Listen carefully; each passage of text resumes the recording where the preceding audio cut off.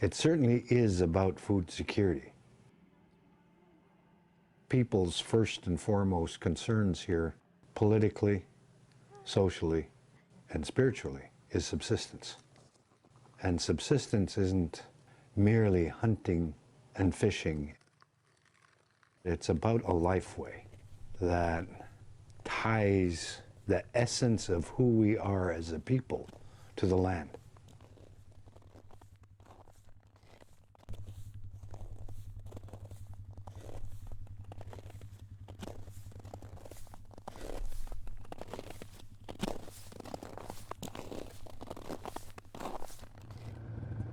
I watch the ice as I go out there, and you're looking at thinner ice with the warming. Even though this year we had a cooler winter, the ice was not as thick as we thought it was going to be. Moisture on this side, so it's good. Just right here is a little overflow.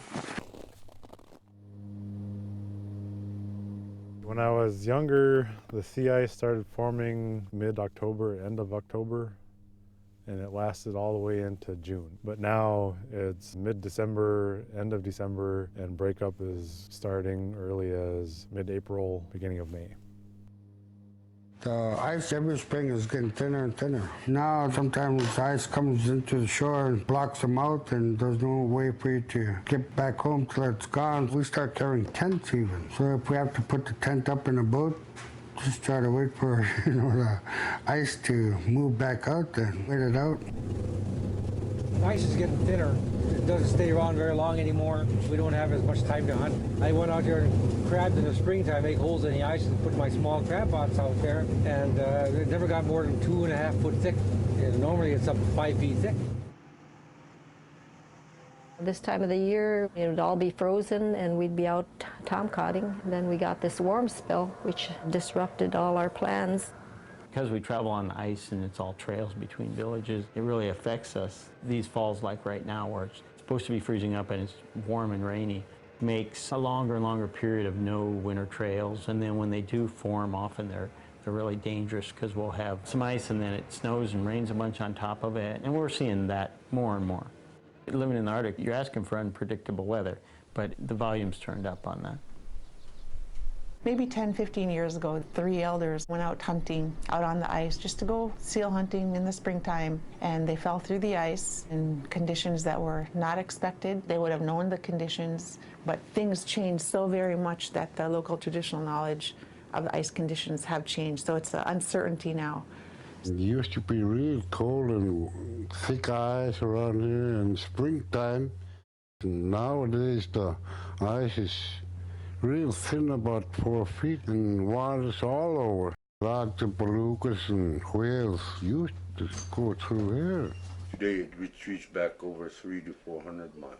It used to only retreat 80 to 100 miles. Today, when we get the northwest wind, it does more damage to our land because there's 400 miles of open water and the waves get big and just... There's going to be a segment of the population that they're always out there hunting and fishing. In a way, they're kind of the eyes and the ears for the rest of the community as to what may be happening or not happening, those locations that they're going to.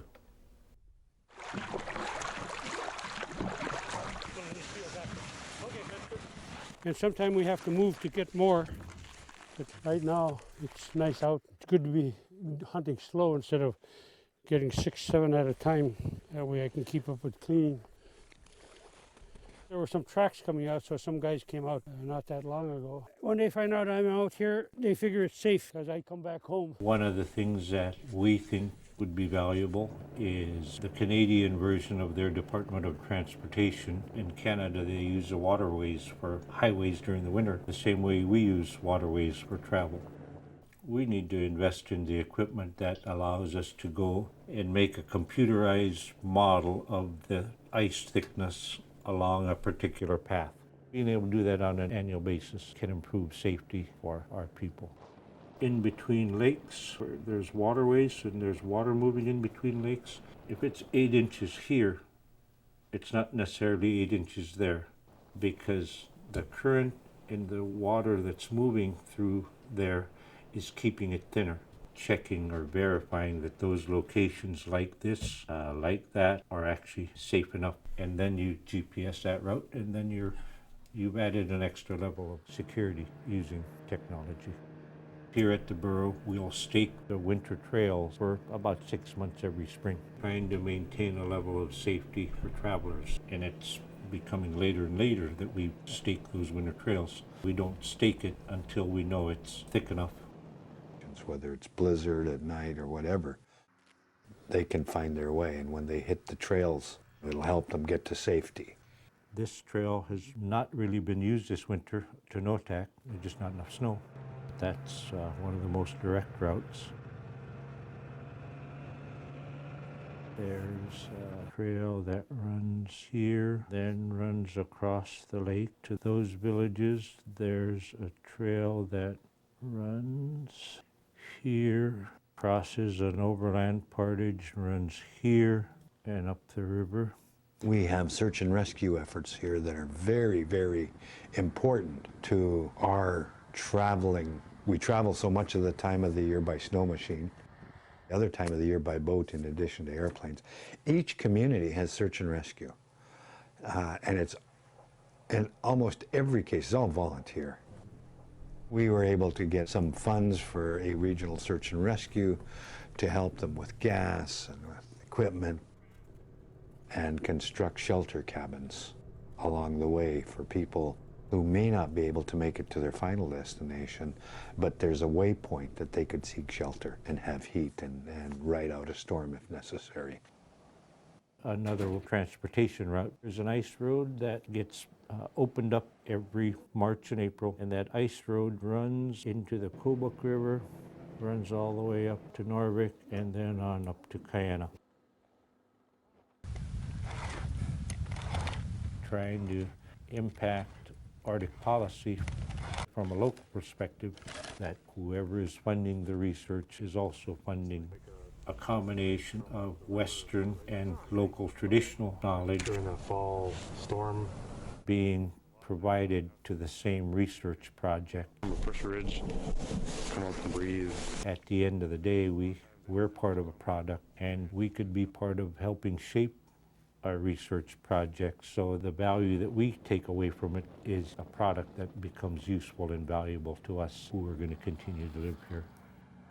Most of us, I think, are very worried about the whole process and the whole thought of developing some of our oil resources in a very fragile environment. To do it on land is fragile enough, but we depend on so much of our food sources from the ocean. Seals, fish, whales, and it's such a large part of our diet that it causes a lot of concern. Living here is not easy. We are plagued with the challenge of adaptation. We have people who are here because of the ability to be resilient, to live in some of the harshest climate anywhere and thrive, or at least eke out a way. That's pretty amazing. So I think we're at the right place, right time to be a little bit more vocal about what's in it for us when it comes to non-renewable resource development. I'm optimistic about our future because we wouldn't be here if we didn't have the ability to adapt and to be resilient.